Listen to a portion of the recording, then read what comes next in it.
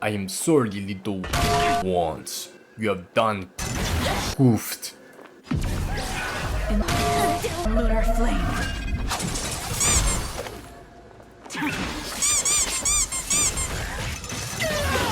Yeah, Star has been out for a year and a half now, and as such comes the rise and fall of different characters and metas, including Jingliu. So let's talk about that today. There are two main things I want to go over in this video. One, how long each DPS's reign of terror was, and if any at all, and why. And two, how long a current meta would hold up and the future. Quick note, this video is sponsored by lootbar.gg, a top-up service. If you want to save 15 to 20% on your jades, you can go check them out.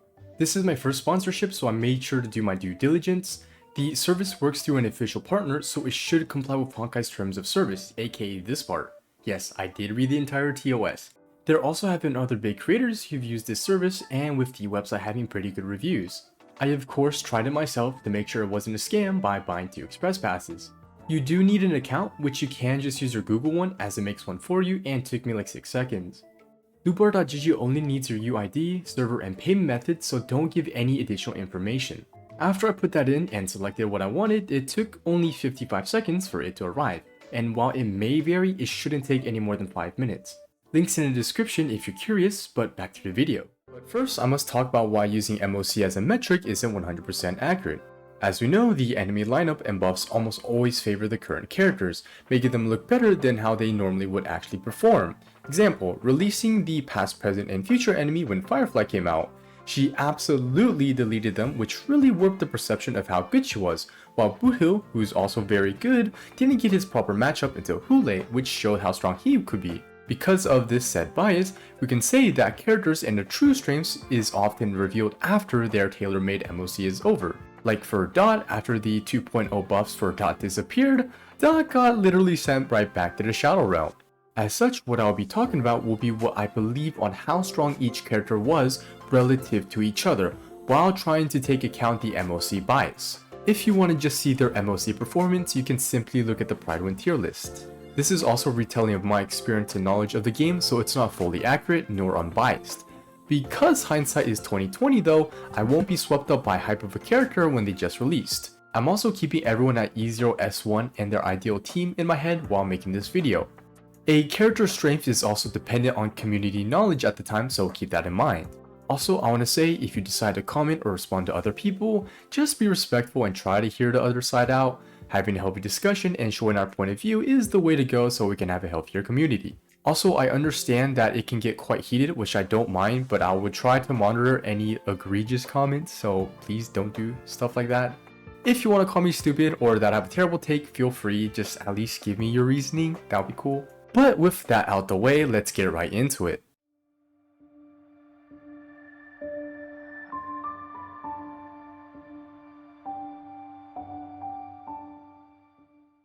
Back in ye olde day, we didn't have no Acheron and Aventurine to make us. No, we had Natasha and Dan Heng. Yeah, the 1.x era was a much simpler time. But before we get into it, let's look at the chart I've made. As you can see, we have the version on the x-axis and indicating the half via A or B, while the y-axis showed how meta-relevant they were. Supports will be near the x-axis for more context. For the classifications, we have meta for characters that delete the MOC, good tier being those with good performance, usable being you can make it work, and GG tier being super costly and difficult to make it work. For a well-invested player, meta can usually clear in 0 to 1 cycles, good tier being 1 to 3, usable like 4 to 5, and GG like 6 plus. This is primarily a present day metric as we're full build now and know a lot more than the start of the game. So for the first few versions of the game, I'm mostly going off the first vague metric that I've decided by myself, while the rest will be more so their relative strength to each other in an MOC format while trying to remove the enemy lineup and turbulence buff. Based on how dominant they were, they'd get their respective points, which I'll tally everything up at the end. If a character is really good but not quite up there, I also may give them 1 point. But let's finally get to the meat and potatoes of version 1.0 and a bit about 1.x. When this game initially launched, it took quite some time for players to get their characters and talents leveled. There wasn't really enough time for natural players to have their characters leveled before the first and even second MOC was over. Realistically speaking, the only players that could actually beat MOC 10 at the time were the whales and dolphins, who spent quite a bit on refreshes. Unfortunately, I don't have the exact lineup for the 1.0 MOC, but I do know the general lineup. Version 1.0 and 1.1 had a lineup that looked something like this. This would be why Seele performed so well during this time, as there was always common enemies to kill to proc a resurgence. And because the enemy scaling at the time was so low, you could basically make anybody perform well as long as you put the investment in them. This is why I put a majority of the cast unusable. The 5-star DPSs simply had higher scaling, which made them perform better than the rest, especially Yanqing, who gave himself crit rate buffs during a time where we didn't have good relics yet. Jingyuan was never as good as Seele during this time. His initial performance in MOC was pretty good, but that was heavily due to the turbulence buff that helped Jingyuan get his stacks up. Without that, he was just a limited 5-star character with high scaling but too many flaws. Looking at the supports, we only had 4 to choose from, with a majority of the population not even owning Bronya, who was by far the best character in the game at the time. Because of how good Bronya was, your meta relevance was highly dependent on if you could synergize with her well, which someone like Jingyuan couldn't. Because the lack of diverse supports, the majority of the 1.x era was characterized by how well you performed as a hypercarry. There was no dual DPS, follow-up attack, dot, anything of that sort until Ruan made in 1.6, which was the version right before 2.0. But that's everything to know about 1.0, so let's move on to 1.1. Meta-wise, nothing changed, but people finally had decently built units and gained a lot more knowledge. Payload was becoming more mainstream, and people realized how strong Nihility and Defense Shred was. Then came Silverwolf, which due to the lack of supports at the time, people thought she was a must-have. And honestly, she was very good, but for the meta, she simply solidified Seele's position at the top even further because most of her other DPSs were Blast or AoE, which Silverwolf didn't really help. Let's quickly look at the lineup, which favored Seele, Jingyuan, well, and Clara. Moving on to 1.2's first half, it introduced Blade. Blade, simply put, was a well-designed character who did great damage at the time. This would be primarily attributed to his great pairing with Bronya to act as a hypercarry due to his low SP consumption. And as we know, 1.x was all about hypercarry. He wasn't quite as good as Seele, so he deserved 1 point. Looking at the chart, it's a lot emptier than usual, and it may look a bit funny. But before you kill me, let me just explain myself. During this time, most players have already decided their DPSs and already dropped many 4-star options. As such, I'll just include the ones that I recall people using. Of course, the elephant in the room, why is Serval above Jingyuan and Kafka, who released on second half? Firstly, the reason why these Lightning characters did so well in the first place is because they kept giving Lightning Week after Lightning Week MOCs. Kafka's best team at the time was either Sampo Tingyun or Sampo Asta, and for Jingyuan, it was Tingyun Asta. Serval, on the other hand, could go Bronya Tingyun. Simple as that, team diff. The other DPSs that were listed were also on the same boat as Jingyuan and Kafka as they matched the enemy's weaknesses. But overall, the power level was pretty similar. Oh, and the reason why QQ is where she is because she has really high highs but also really low lows due to RNG. Then 1.3 dropped, and this is where the story of power creep started. Dianheng and Baiber Lune, even without an optimal team, using Bronya, Tingyun, and Luocha, just deleted the MOC. He was just that strong when he was released. Due to his presence, I do have to move Seele, Blade, and Serval down respectively. With the addition of Fuxuan, not much really changed in regards to how well our DPSs performed as they all could get our buffs. But Mono Quantum did get a buff from this as it made Silverwolf more consistent. During 1.3, there were 4 different MOCs, each having lightning, imaginary, wind, physical, and ice weaknesses. I wonder who's on the tier list currently. But with the introduction of Dianheng, the new imaginary DPS, well, kinda disappeared, so I'm booting him off the next tier list. The Ethereal Shipcraft MOC was also a big turning point in MOC 10 format, where we moved from 3 to only 2 waves of enemies, which was the start of Seele's downfall in my opinion. This, coupled with the fact that enemies stopped being quantum weak and having less common enemies around, was also not good for her. Moving to 1.4, Yanqing disappeared forever, replaced by his master's master. Jingliu was OP when she released. If there were ice weak enemies, she'd delete them. If they weren't ice weak, she'd brute force them anyway. This is where a lot of the Jingliu mains would flex how Jingliu could brute force anything, but I guess that hasn't aged too well. Though she dished out similar damage to Dan Heng, she simply worked better with Bronya, as such performed better than him. With her release, everybody had to move down a bit. I only moved down Dan Heng because I believed that he was closer to Seele than Jingliu at the time. On the second half, Topaz was released, right when the strongest DPS in the game was dropped. Yeah, not a lot of people picked her up. Her unique trait was her follow-up vulnerability, but it was single target.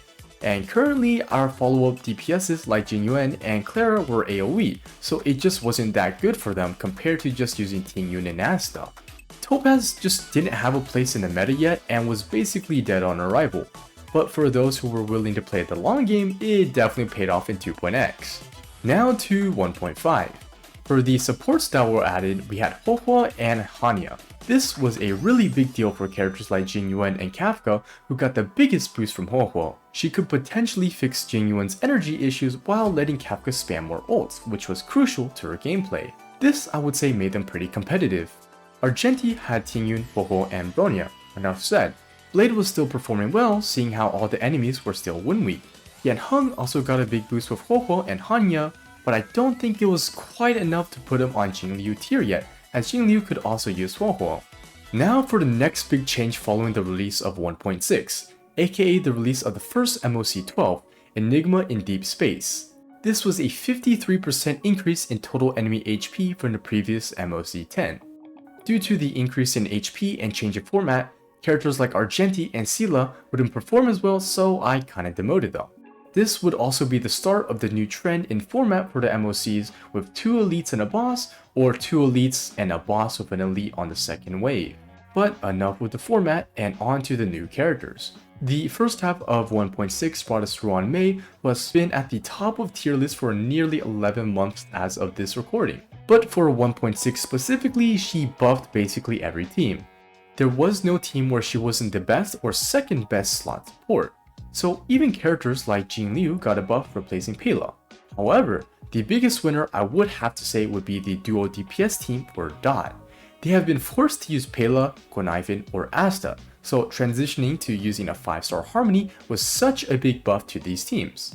With the second half of 1.6 and the MOC Light of Reignition came Dr. Ratio. With the introduction of another single target follow-up attack character and Ruan Mei, Topaz would finally see herself out of the GG tier, and it was actually pretty solid. During this time, there were only 2 characters that didn't struggle too much with the drastic increase in enemy HP, that being Jingliu and Dan Heng, which is why they're staying where they're at. From what I've seen, the characters in good finished in around 3 to 5 cycles, while most of the characters that I put in usable cleared in around 5. Before we move on to 2.x, can we just admire the turbulence buff that was active when Feixiao first ran? Like, come on, 10 debuffs, increased follow-up damage, defense shred stacking up to 3 times, and 100% action advance? I hope this isn't gonna set a new trend for future MOCs.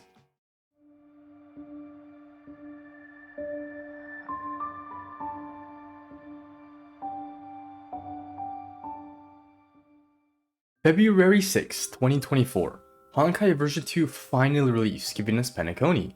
2.x has been known for many things, its peak storytelling, but especially the various playstyles that are now viable due to the new supports that have finally arrived. No longer is the game do you work well with Bronya, now it's will Huohuo cater towards your playstyle.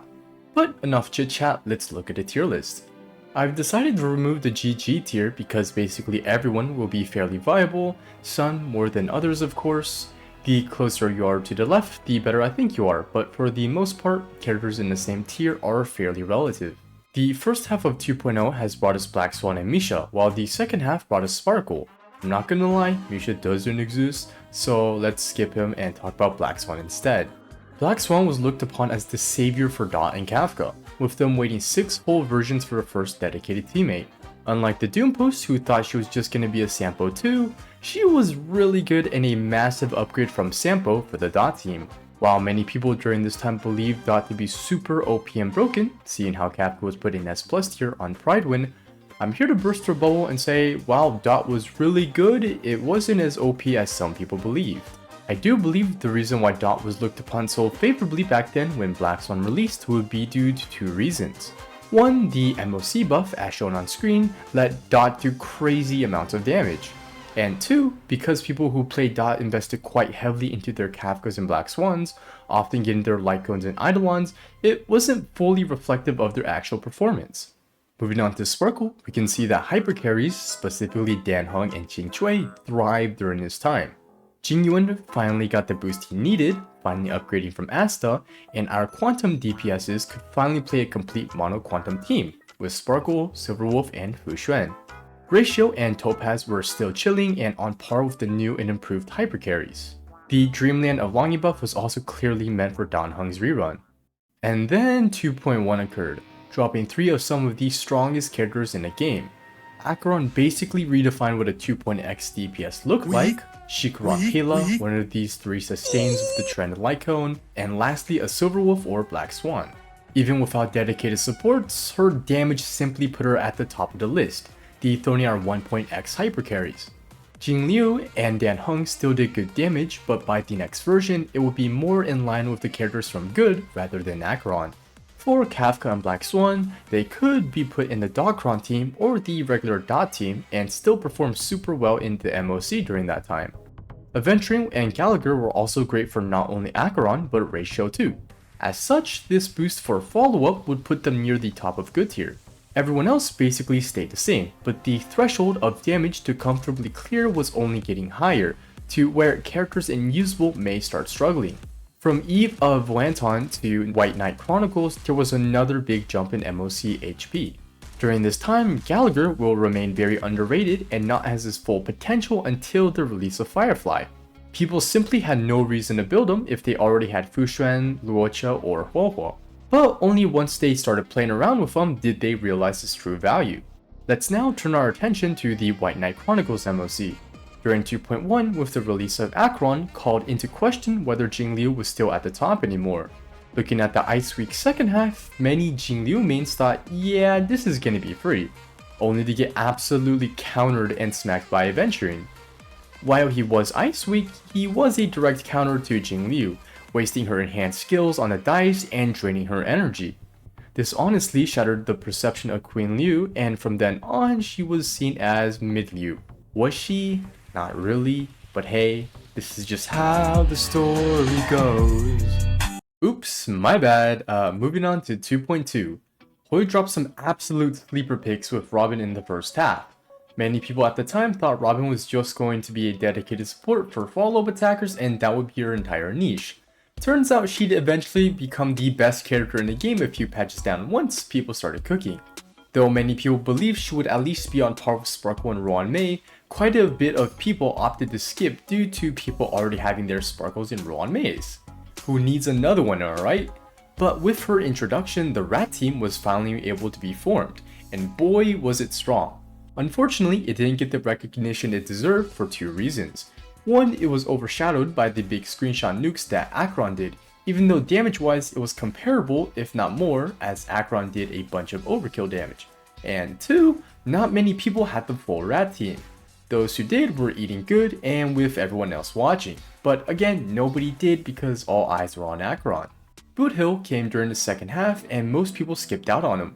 He popped in unannounced and took the drip marketing spot that most people were hoping would be Firefly.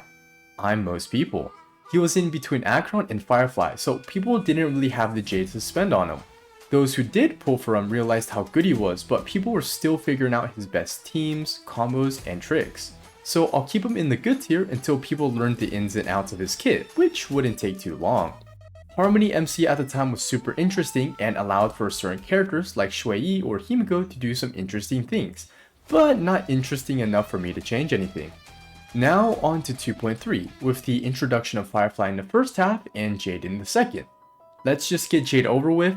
She was usable paired with the right character, though I do believe many players who did bring her into MOC and not pure fiction likely had her E1. Not much else to say. Firefly on the other hand made a massive splash on the meta, bringing into attention how strong Super Break and Break was. The MOC at this time was a song's true theme. Looking at the lineup, this was a Boothill and Firefly main's dream. They shredded the enemies while the rest of the cast kinda struggled, besides Acheron and the Rat team. But the past, present, and eternal show inflated people's perception on how good Firefly was in my opinion. Don't get me wrong, she is super strong, but not as broken as it looks when fighting the trio. During this time, everybody was scrambling to build their Gallaghers and Harmony Trailblazers. Speaking of Gallagher, people started to realize, hey, why don't we just slap Quid Pro Quo on him? This fixed Firefly's energy issues if you had it, but little did they know, you could do this on basically any other team, which people started abusing in 2.4 once more people found out about it. The scaling of Super Break was just very high, letting your entire team be able to be sub DPSs while your Boothill and Fireflies would just delete the remaining health bar. Because the Super Break archetype was just so strong, it led Firefly to be arguably the best DPS in 2.3. So at this time there were 3 meta team types, that being Firefly Break, Acheron, and Rat.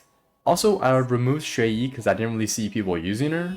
But let's move on to 2.4, which showcased Dissipation of Dreams and some of the Big Sleep. If you remember, the Dissipation of Dreams was just a Song's True theme but flipped. I guess they got a bit lazy. Regardless, during this time, Yunli Jiaoqiu came out, the guy that basically started my channel. Thanks Jiaoqiu. Unfortunately, that's all the things he's gonna get cause he didn't really do anything to shake up the meta as he just made Acheron stronger. Don't get me wrong, he is by no means weak, but he didn't do anything crazy as we will later see with Robin. Yunli and March are also really good seeing how they're follow-up attackers, putting them at the top of good. Though I personally don't use March 8th, I've seen a lot of people do some crazy clears with her. Clara, with Yunli's Lycone, is also now pretty solid, but no Yunli, so she's staying in the usable tier. Not much else changed, so let's skip to the tier list of 2.5. What the heck happened? Why is everything in purple, and why the heck is there a blob of characters on the top right? Yeah, 2.5 had Robin's rerun, and by this point everyone has seen how broken she is. Remember how I said that I'll be having everyone's best team in mind earlier? Yeah, at this current point, for non-break, follow-up, or Acheron teams, aka Hypercarry and Dot, you only have one meta team option. Not using this team likely means 2 or 3 extra cycles to clear using your current team. So basically, everyone in purple's best in slot support is Robin and without competition. The next slot is either a Bronya or Tingyun depending on what you need, and lastly is a Quid Pro Quo Gallagher or a Huohuo. It is a stupid team and Robin is just stupidly strong right now. For Dan Heng, QQ, and Seele, their Sparkle Hypercarry team at this current point is not doing too hot from all the MOC videos I've tried looking at. The issue is I haven't seen anyone using Robin's Sparkle and a Gallagher / Huohuo, so I don't exactly know how well they'd work. Just like Bronya in 1.x, the question now is how good are you with Robin, excluding Break of course. Because of how Robin works best with follow-up attacks and Feixiao being the strongest one, it's no wonder why she's the strongest DPS of 2.5 in my opinion. They simply had the strongest team with Break close behind. Damage-wise, Boothill and Firefly are doing just fine. Lingsha was also added in the second half, and while a great character who can be placed in any team like Break or Follow-Up, it didn't significantly change the meta though. Also, I added Rappa from 2.6 and think she will be really good because Break is super strong. The Dancing with the Dreams MOC is clearly made with Rappa in mind, so don't be tricked thinking she's absolutely broken when the MOC comes out. She's good but potentially has some flaws right now. The reason why I put Rappa in this section is because I don't see the meta changing whatsoever in 2.6. That's why I want to move on to 2.7 and my predictions on how the meta will change with the introduction of Tingyun 2 and Sunday. Their 1.0 kits are already out and I must say I am very excited for Break. Firstly, I want to comment on the MOC and how in just 2 MOCs the HP for the enemies have nearly doubled from 6 million to 11 million. Anyone that wasn't meta or close to it will be struggling to clear at this current point. But knowing that, let's look at my prediction tier list. Well, I guess you won't know why I moved the characters the way I did unless we know what Tingyun and Sunday do. So let's look at their kit. But first, so there's only one thing to do. Make some new characters that fix our old issues. The first is a Bronya Pro Max. Not Sparkle 2.0, Bronya Pro Max. This will be a new character that provides a 100% action advance and their buffs are based on their own turn. This includes their ultimate. They called me a madman. And what I predicted came to pass. Well, that aged pretty well. Sunday is basically a Bronya Pro Max. I'll quickly read off my TLDR. His skill gives 100% action advance to a unit and their summon while providing some other buffs. But he can action advance harmonies, which really sucks for the Robin combo in particular.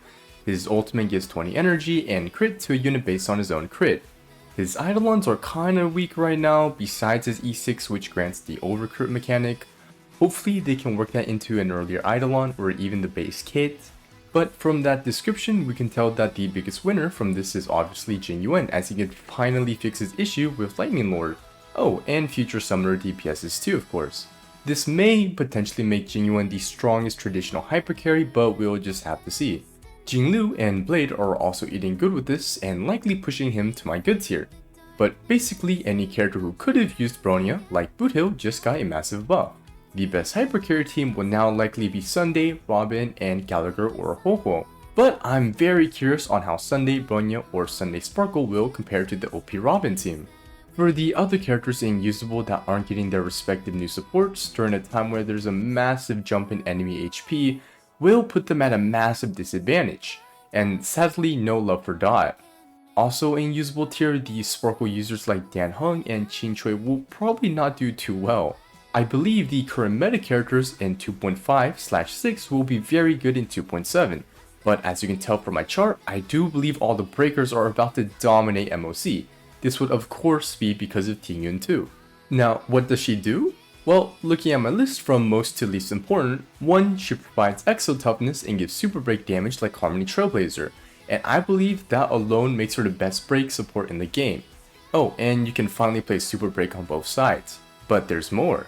2, she can give 70% break effect for a character and some for the team, 18% defense shred when buffed ally attacks, delays enemies when they're broken, and deals decent toughness damage herself. She also has some stupidly OP Eidolons, but her ult uptime is not that good right now. The TLDR on why this is so strong for our 3 break units is 1, she basically lets our breakers do like double damage when they break an enemy with that Exo Toughness, and that's not including the super break instance, which is another fat damage increase. Oh, and she also fixes Rappa's potential energy issue. Because of Tingyun 2, I do believe break carries will be stronger than Feixiao. I bet sustainless break teams are about to be the new meta. Just get your break unit of choice, Harmony Trailblazer, Ruan Mei, Tingyun, and the damage is about to be egregious. Why sustain if the enemies are dead? If you don't go sustainless, this will likely be a slight upgrade for your team as you're replacing either Harmony Trailblazer or Ruan Mei. You sacrifice either Harmony Trailblazer's super break proc or Ruan Mei's universal 50% weakness break efficiency. In regards to pure damage, replacing Ruan Mei will lead to more damage, but with Ruan Mei letting your team break sooner means you can do damage sooner, likely putting them on the same playing field. Before I get to the conclusion, it's time to tally up everything. I will do points divided by the versions they've appeared in to get their average position. Yanqing, Himiko, well, and many 4-star DPSs will be inconclusive because I stopped counting, but here's the list. These numbers of course don't tell the whole story as circumstances do matter, but it does give us kind of an idea how well they've aged and how strong they are or were. But yeah, that's my retelling of how strong I think certain characters were throughout the ages and my future predictions. I want to reiterate, one's strength isn't necessarily dependent on their MOC performance, but rather how strong they are in relation to other characters. Getting a MOC meant to counter you doesn't instantly make you bad, but general shifts in trends such as a change in lineup philosophy, enemy design, or an increase in HP will impact their strength. In regards to the further future, it really is up to Hoyo on who they will buff via new characters or switching up the MOC. If they wanted, they could make a support that somehow put Blade and Arlen at the top of meta, but they'd have to do something crazy for that to happen. Or Dot, just add someone to let Dot crit. And that's everything. I want to say thank you for making it to the end and maybe even have listened to my Break of It music video. Though it wasn't the best made, I feel like I was cooking with the lyrics. Of course, feel free to let me know your thoughts and opinions in the comments. Again, if you do talk it out with other people, I'll just ask you to be polite. But besides that, thanks again and peace. On the way to heaven, I'm just losing by myself. They stab a bag, left me for dead, then people cold. My faith in God, the one in gold, I'll give my soul. My life is gone, but I will get out of this hole. Whoa, whoa.